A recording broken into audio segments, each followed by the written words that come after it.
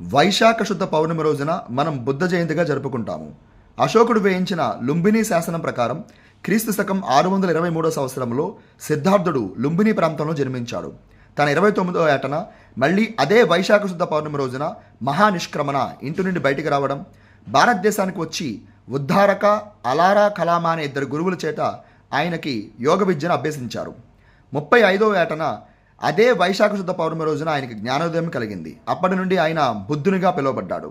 తను పాలీ భాషలో ప్రజలకి సమతా మార్గాన్ని మరియు ఆర్య సత్యాలని, అష్టమ మార్గాన్ని, మధ్యమ మార్గాన్ని బోధించారు.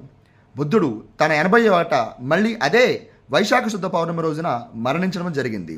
బుద్ధ భగవానుడు కేవలం భారతదేశం మాత్రమే కాకుండా చైనా, భూటాన్, నేపాల్ లాంటి దేశాల్లో తన యొక్క వాదనని ఇప్పటికీ కూడా ప్రజల చేత అభినందన పొందేలాగా ఉంచుకున్నారు. ఇవాళకి కూడా ప్రజలు ఎంతోమంది ఆయన్ని భగవంతుడిగా కొలుస్తూ ఉంటారు.